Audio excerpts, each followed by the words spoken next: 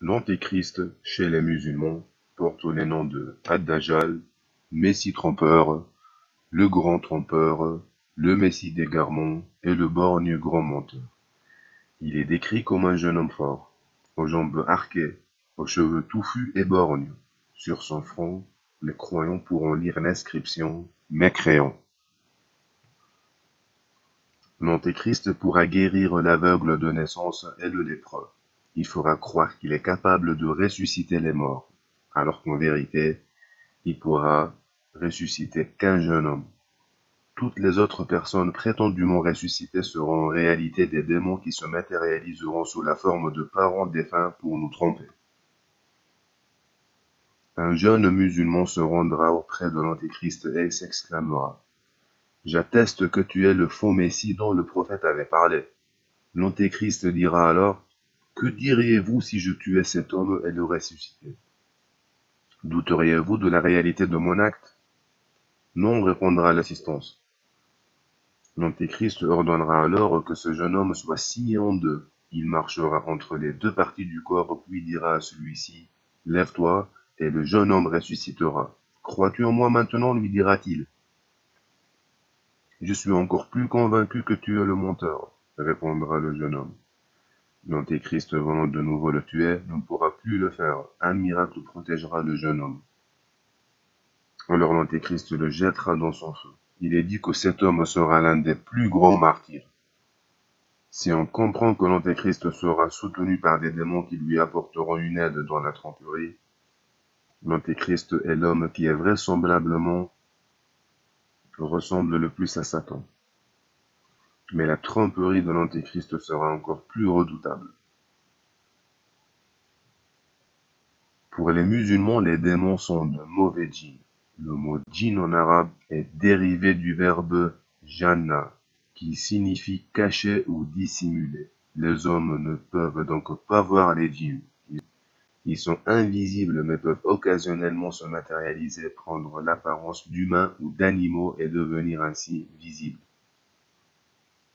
Ce qui distingue réellement les djinns des êtres humains sont leurs pouvoirs et leurs habilités diverses. Ils se déplacent beaucoup plus rapidement que les humains. Un djinn a pris l'engagement, devant le roi Salomon, d'apporter immédiatement le trône de la reine de Saba à Jérusalem.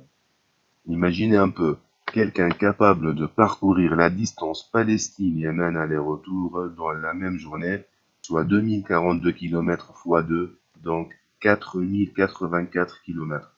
C'est impossible. Les djinns possèdent donc le pouvoir de traverser de grandes distances en à peine quelques secondes. Iblis est le premier djinn, le père de tous les djinns, comme Adam est le père de tous les humains.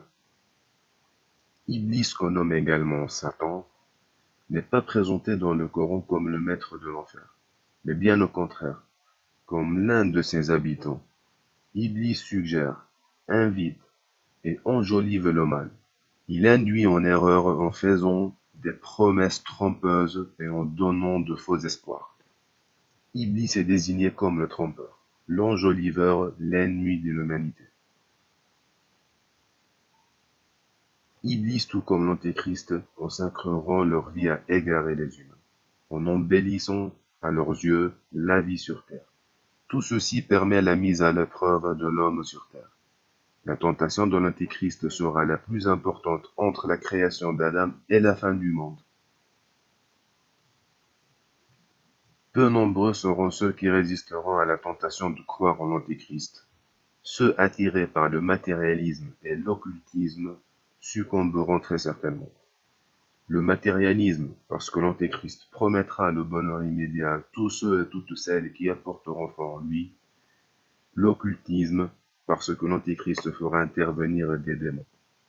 Dans tous les cas, selon les musulmans, tous les prophètes ont averti leur peuple de ne pas aller à la rencontre de l'Antéchrist, mais de le fuir.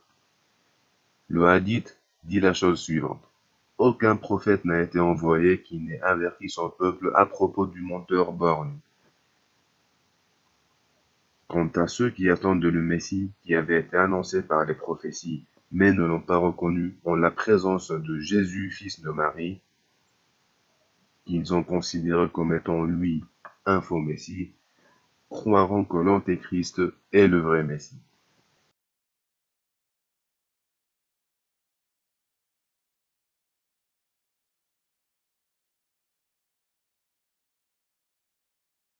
Ce mystère qui plane à l'entrée du campus du Mouffia, un phénomène inexpliqué qui sème l'inquiétude depuis quelques nuits. Regardez ce reportage de Bertrand Bolzinger avec Mathieu Michal, des images pour le moins troublantes. 1h du matin, la rue René Cassin est déserte. Soudain, une ombre sort de l'obscurité, une masse sombre et informe semble errer au milieu de la route. Les caméras infrarouges et thermiques des gardiens de la faculté enregistrent toute la scène.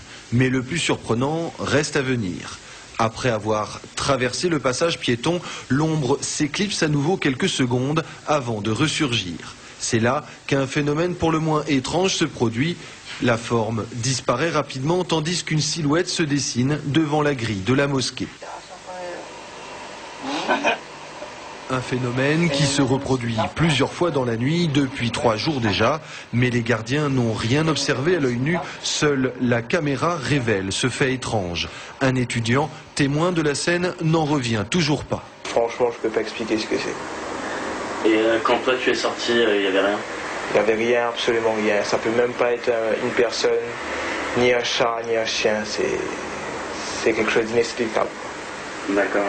Tu as peur de ça? Franchement, j'ai un peu peur parce que je sais pas ce que c'est exactement.